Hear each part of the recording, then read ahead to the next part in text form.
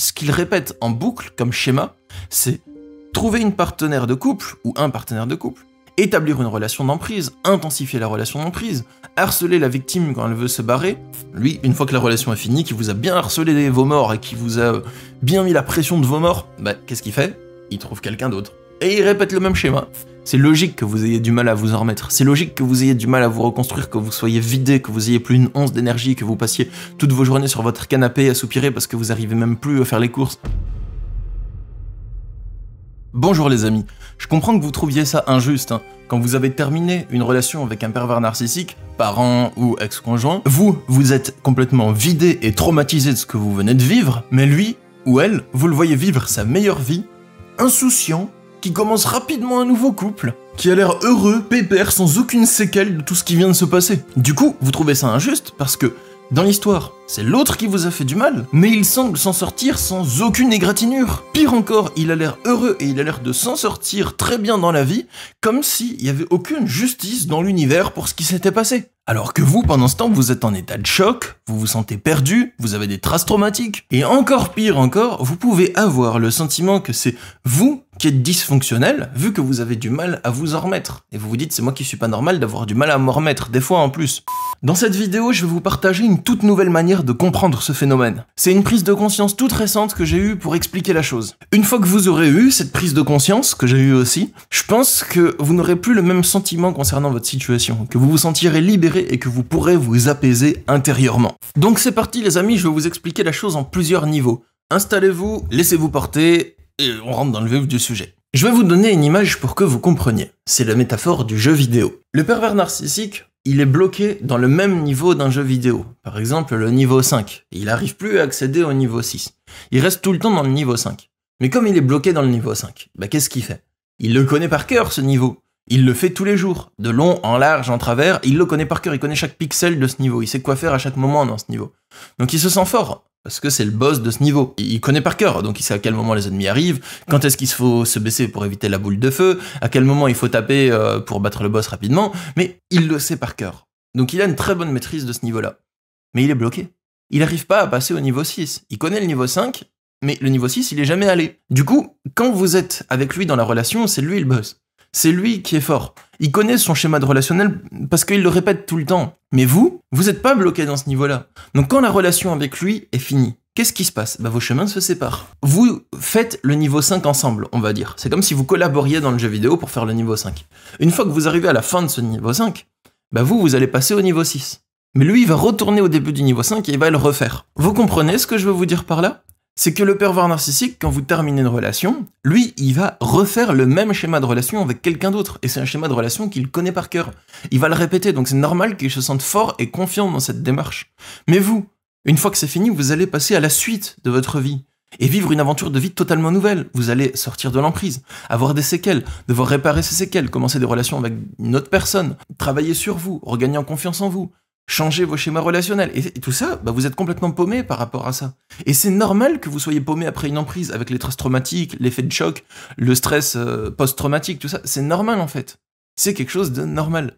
Mais lui, à cause de son trouble de la personnalité, bah en fait, il s'interdit de vivre tout ça, donc il s'interdit d'accueillir toutes ces choses très dures à vivre, mais qui vous font pourtant évoluer, qui sont nécessaires pour ça. Le niveau de jeu auquel il est bloqué, le pervers narcissique, si je peux dire ça ainsi, c'est un niveau qui se déroule de la sorte. C'est-à-dire que ce qu'il répète en boucle comme schéma, c'est trouver une partenaire de couple ou un partenaire de couple, établir une relation d'emprise, intensifier la relation d'emprise, harceler la victime quand elle veut se barrer, punir la victime quand elle réussit à s'enfuir, et ensuite quoi? Et ben ensuite il répète le même schéma.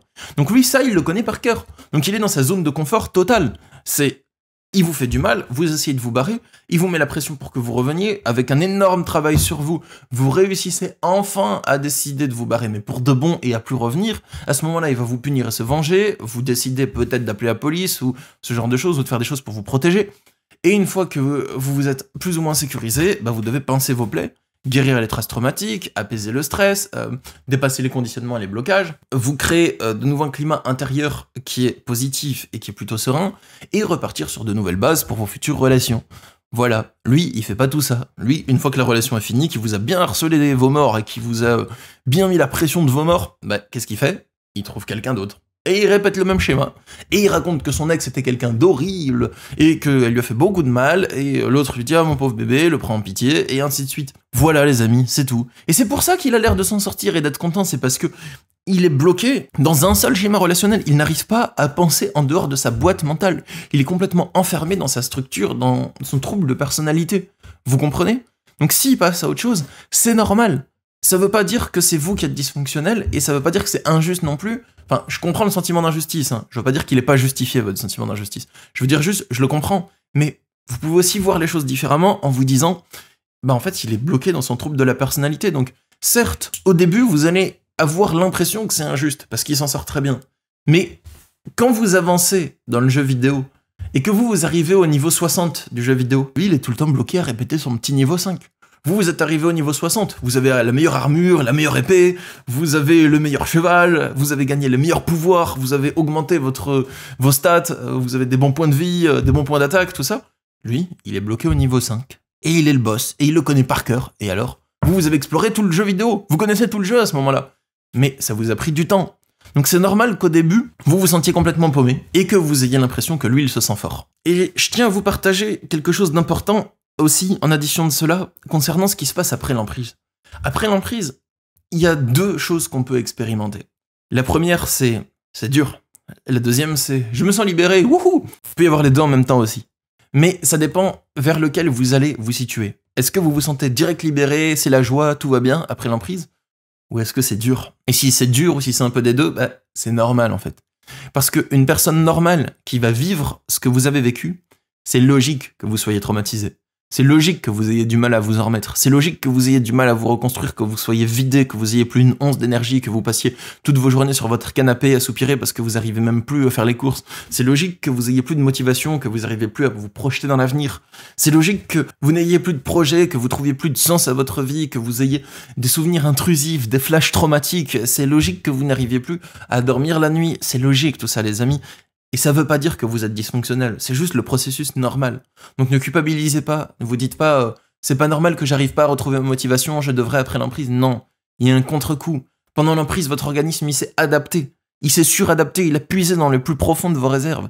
Donc c'est logique qu'après la situation de survie, vous ayez besoin de faire le plein et que ça prenne des mois. C'est normal, d'accord les amis? Ça risque de prendre du temps. Et vous pouvez vous faire accompagner pour ça, si vous sentez que ça va pas du tout, d'accord?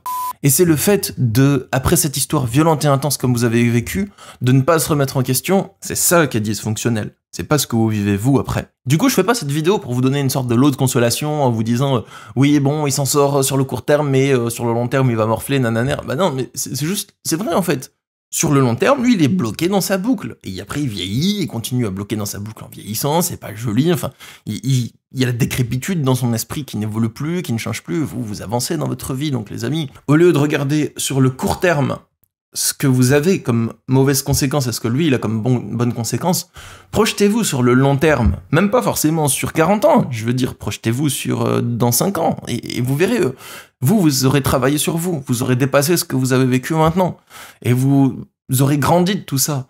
Et des personnes aussi petites et basses que lui pourront plus vous atteindre. Sauf que lui, bah, il sera toujours là à répéter son même schéma en boucle avec les mêmes pauvres victimes. Bon, voilà les amis, c'est tout ce que je souhaitais vous dire pour la vidéo d'aujourd'hui. Si ça vous a plu, bah, abonnez-vous pour être notifié des prochaines vidéos.